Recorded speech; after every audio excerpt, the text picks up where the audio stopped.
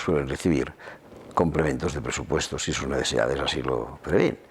Y hace 3 semanas el periódico nos decía que el Ministerio de Defensa recibirá un incremento tal, creo que será de 1.800 millones de euros en los próximos años, que esto significará que su presupuesto quede aumentado respecto del año anterior en un 28%.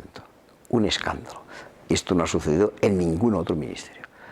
Y desde el punto de vista formal, no, porque cuando uno mira los presupuestos del Estado, ve que inicialmente este aumento no existe. Pero cuando uno ve lo que vale, que no es el presupuesto inicial, sino el gasto final, se da cuenta de que esto existe. Frente a eso nos decía que entiende que son necesarios los recortes en otras áreas, que luego le íbamos a hablar, pues es el momento. Bien, los recortes en estas políticas sociales no son necesarios, pero el gobierno está aplicando con una enorme insensibilidad social. El día 19 de julio del año 2012 tuvimos una de las últimas manifestaciones antes de vacaciones, después habrá más por descontado, y eran derivadas del hecho de que el gobierno pensaba aumentar la recaudación a través del IVA, subiendo el porcentaje de la aplicación de este impuesto, y a otras pequeñas medidas de recortes.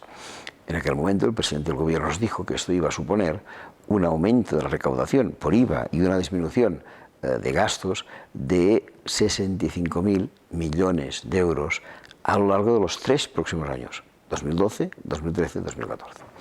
El señor Rajoy tuvo la mala suerte de que en el mes de agosto, sí, creo que fue en agosto, exactamente en agosto, aquí le hablamos de julio, por tanto en agosto, el gremio de inspectores de Hacienda de España sacara un informe evaluando el fraude fiscal. Y este fraude fiscal lo evaluaban en 92.000 millones de euros anuales. Claro, el señor Rajoy piensa recaudar 65.000 en 3 años, y si los que deben pagar los impuestos los pagaran, tendríamos no 65.000 en 3 años, sino 92.000 cada año. ¿Y quiénes eran, según los inspectores, estos fraudulentos? Bueno, en un 28% lo que llamaríamos el pueblo raso, los ciudadanos que hacen sus pequeñas trampitas. Pero en el otro 72%, este fraude fiscal, lo reconocen los propios inspectores, era realizado por grandes fortunas, por grandes bancos, por grandes empresas. Si el gobierno tuviera la voluntad de perseguir a esta gente, que no tiene ninguna, porque son sus amigos, recaudaríamos unas cantidades enormes de dinero y todos estos recortes serían completamente innecesarios. Lo que está haciendo el gobierno español es un acto de absoluta inmoralidad. Hablábamos antes de los banqueros, está saliendo el tema de los dirigentes políticos, acaba de decir, son sus amigos. ¿Hasta qué punto son sus amigos? ¿Hasta qué punto la dirección de las instituciones políticas en España está en manos de personas que, en vez de responder al interés de la población, que se supone que son los que les eligen, responden a otro tipo de intereses? Bueno, yo diría que este es un problema grave, pero añadiría que no solo es un problema grave en España, sino en muchos otros países.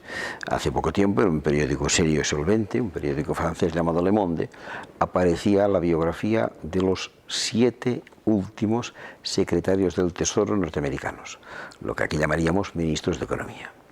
Bueno, pues en esta biografía se señalaba que en los últimos 42 años, los 7 últimos ministros de Economía de Estados Unidos, en 5 casos, el propio ministro, en 2 casos, el viceministro, habían trabajado los 7 en una banca norteamericana llamada Goldman Sachs. Uno de los directores generales de Goldman Sachs dimitió hace un par de meses diciendo que en esta banca, por su inmoralidad, no se podía continuar trabajando. Pues bien, los 7 ministros de Economía, 5 y 2 en este caso en Estados Unidos, más el primer ministro italiano llamado Mario Monti, más el antiguo primer ministro de Grecia, el señor Papadimos, más un antiguo presidente de la Comisión Europea, Romano Prodi, más el actual presidente del Banco Central Europeo, el señor Mario Draghi, todos ellos han sido trabajadores de esos bancos delictivos y hoy en día domina la economía de estos países. Pienso que la explicación es clara. Sin embargo, existe un riesgo de que si la sociedad estigmatiza todo lo que suena a políticos, termine estigmatizando todo lo que suena a política, y eso es un caldo de cultivo importante para los populismos, como la historia nos dice. ¿Existe ese riesgo o estamos en otro momento en el que somos capaces de separar el hecho de que los políticos vengan o procedan o estén a las órdenes de estas grandes fortunas y no de la gente de la calle, o todavía ese riesgo nos lo podemos encontrar en la vieja Europa? No, yo creo que la política es una actividad noble, Y hay muchos políticos que actúan frente a algo muy interesante, que es el servicio público. Y por tanto no podemos estigmatizar a todos los políticos. Pero en este momento pienso que hay que estigmatizar a aquellos que en esta economía financiarizada están ocupando cargos más elevados en el mundo de la economía y de la finanza. Yo no voy a ponerme ahora con la moralidad, pues yo qué sé, de un ministro de Cultura, de un ministro de Agricultura, o incluso, pues yo qué sé, de un ministro de Trabajo. Pero sí que en el caso de los que se responsabilicen de la economía hay una completa vinculación entre aquellos que toman decisiones económicas y los que acaban teniendo intereses empresariales. Y les pondré un ejemplo que pienso que sirve de paradigma, y se llama Rodrigo Rato. El señor Rodrigo Rato era, como todos sabemos, ministro de Economía en el gobierno del señor José María Aznar. Posteriormente fue durante unos años director del Fondo Monetario Internacional, 2 cargos públicos, y después, con una absoluta desvergüenza, sabiendo secretos de Estado y sabiendo secretos de organismos internacionales, se le pone a ocupar la presidencia de una caja que además ha resultado ruinosa, como era en su momento Caja Madrid, transformada posteriormente en Bankia. Este es el ejemplo paradigmático de lo que no debe hacerse, pero que por descontado se está haciendo mucho. Sin embargo, hablamos de Rodrigo Rato, pero son muchos los casos que se han dado ya de esa actividad que se viene a denominar puerta giratoria, que hace que uno pase del gobierno a un consejo de administración, a una asesoría, y en eso pues están expresidentes del gobierno y varios exministros. Expresidentes del gobierno, del Partido Popular y del Partido Socialista. El señor José María Aznar y el señor Felipe González ocupan estos cargos, y es vergonzante que sea así. Me interesa otra tercera pata de esta situación. Hemos hablado de la banca, de la política, y me interesa su percepción sobre la posibilidad de que los ciudadanos cambiemos las cosas en un sentido. Muchas veces se tiende, quizá desde organizaciones políticas y sociales más preocupadas de los aspectos de la justicia, desculpabilizar a la población de todo lo que ha ocurrido hasta ahora, pero yo tengo la sensación de que si no tuviéramos ninguna culpa de nada, entonces estaríamos perdidos, porque parece que el proceso sería inexorable, que algo podríamos haber hecho, que algo podemos hacer.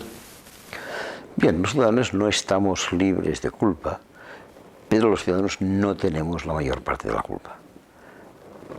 Evidentemente hay ciudadanos que más y ciudadanos. No me refiero tanto a la culpa de lo que ha pasado, sino el no haber actuado para que no hubiera ocurrido, el haber sido conscientes de alguna manera del proceso en el que Bueno, hoy en día los ciudadanos son poco conscientes, porque el poder, en este caso poder político mediático, hace lo posible para que los ciudadanos pierdan la percepción de lo que está aconteciendo.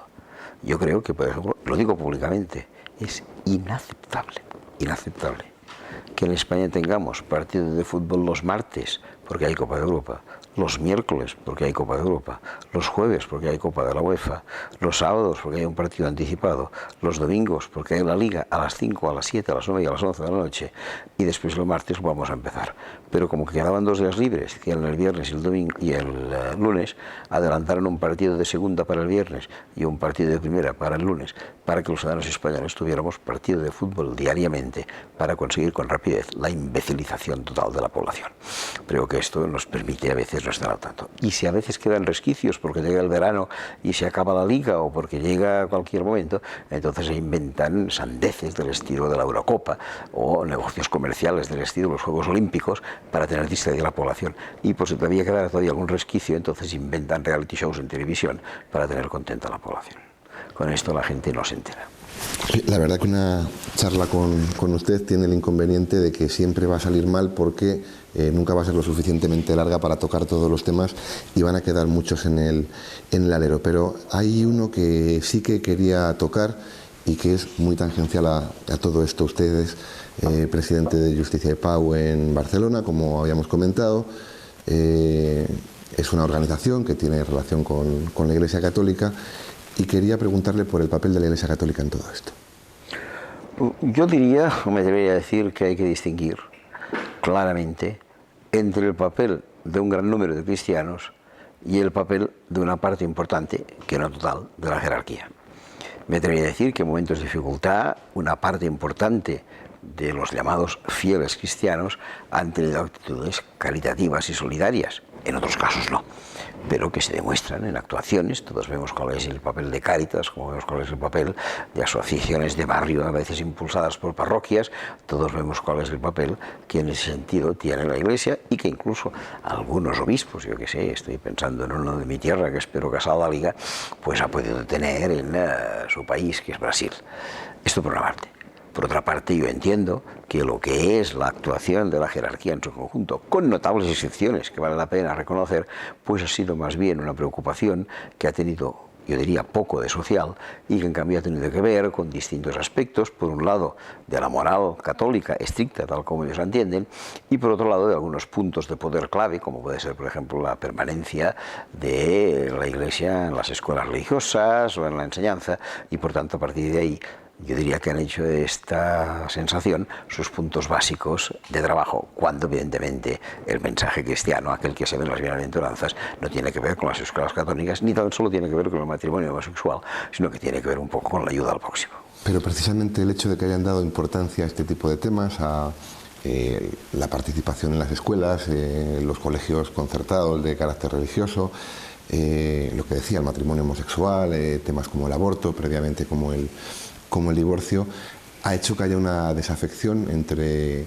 la izquierda política y social y la Iglesia Católica, que da la sensación de que al menos en España tiene a corto plazo difícil sutura, cuando, si uno oye el mensaje que dice de las bienaventuranzas o se imagina a la escena de Jesús entrando en el templo, pues se parece mucho más a cualquier persona que apueste por la justicia que cualquiera que luche porque se siga teniendo la asignatura de religión en un centro educativo.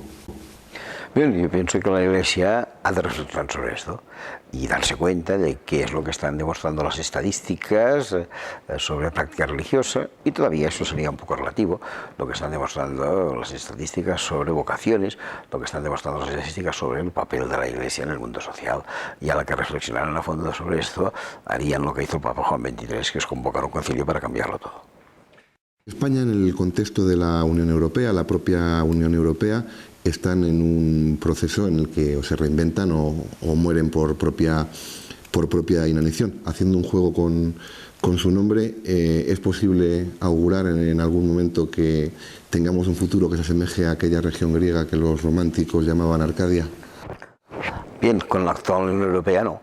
Para mí esta Unión Europea, que no se llamaba entonces Unión Europea, sino Comunidad Europea o Comunidades Europeas, era una cierta Arcadia en mi juventud, en tiempos del franquismo, en la que de Pirineos hacia arriba veíamos la libertad, veíamos un poco mundo del cual por la dictadura franquista no estábamos gozando en España. Pero la verdad es que esta ilusión se me ha acabado. Hoy en día esta Europa actual, la que viene representada por aquello que se denomina la Unión Europea, es completamente decepcionante y está en el camino antitético de lo que yo desearía. ¿Y ve fuerza en la sociedad para que cambie o...? De momento no, excepto en algunos casos. Pero fijémonos, en España se produjo el 15 de febrero del año 2002 una votación sobre la Constitución Europea, y la gente, que además no se lo había leído, le dio pues un 80-85% de votos favorables a esta Pero partiendo de que votaron el 27, el 28%, o sea, el 72 no fueron a votar. Claro, que no se lo leyeron. Aquí está. Evidentemente, esto hoy en día es gravísimo. Europa es, me sabe mal decirlo, una vergüenza para la democracia. Completamente vergonzosa. Pero además no tiene ningún tipo de política social, no respeta, yo qué sé, lenguas minoritarias como puede ser la mía, o naciones sin Estado. Tiene una discriminación activa con los inmigrantes, a los cuales califica de ciudadanos de segunda división. Tiene una política de voluntad imperialista. Tiene una serie de cosas que para mí no es en nada aquella Europa que yo deseaba. Pues el mensaje no puede ser más pesimista, y creo que si hay alguna posibilidad de que cambie, tendrá que venir por parte de los ciudadanos, que seamos conscientes de dónde nos encontramos y cuál es nuestra responsabilidad. No tenemos más tiempo, nos hubiera encantado poder hablar muchísimo más, pero en cualquiera de los casos no se nos puede olvidar dar las gracias al área de cooperación de la Universidad de Valladolid por habernos permitido tener esta entrevista, y sobre todo a usted por haber compartido esta. Yo les doy muchas gracias, y aunque sé que las expresiones que he dado pues no incitan mucho al optimismo, quiero decirles que yo no soy pesimista, que pienso que con la voluntad de los ciudadanos se pueden llegar a cambiar las cosas. Pues como decía en su lengua, moltes gràcies, molt bona tarda. Buena tarde. Y a ustedes, pues nada, les esperamos mañana de nuevo aquí en Mejor Póngame un Café, tratando a buen seguro de temas interesantes.